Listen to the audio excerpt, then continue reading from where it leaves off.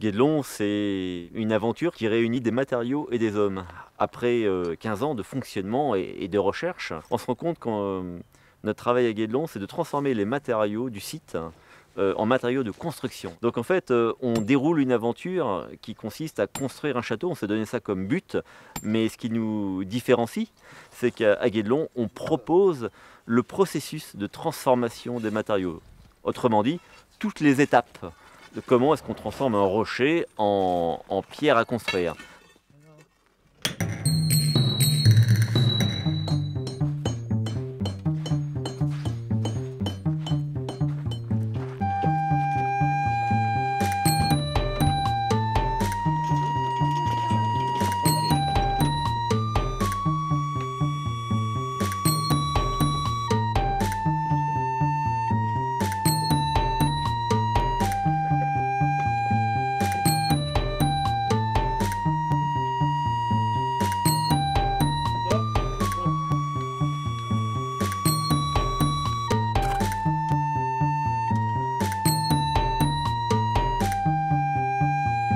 On construit sur 25 ans et on a placé le début du chantier en 1229.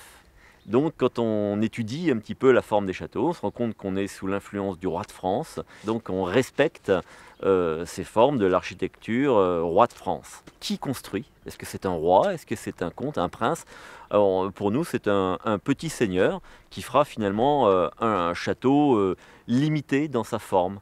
Tout le chantier de Guédelon, c'est un chantier pédagogique. On répond à tout un tas de questions extrêmement précises, mais qui ont dû se poser à un moment donné pour construire des châteaux comme Carcassonne ou même des cathédrales comme Notre-Dame de Paris ou le Mont-Saint-Michel. Si on ne répond pas à ces questions, ces monuments n'auraient pas pu être construits. Donc on y répond en recréant le chantier, donc les conditions de travail de cette époque-là.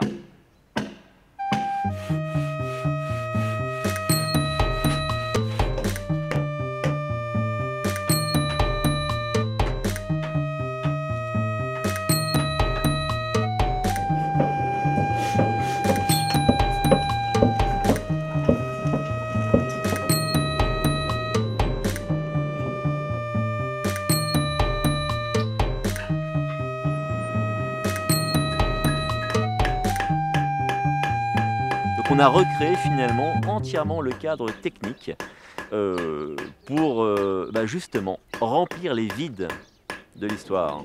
Et c'est ça qu'apporte en fait Guédelon au grand public. C'est un site d'interprétation en fait du patrimoine à travers ce qu'il a de plus intime, une relation entre des matériaux de proximité, souvent ramassés au pied même du monument, et les astuces, les processus de transformation, la mise en œuvre, souvent géniale et toute simple, trouvée par les artisans.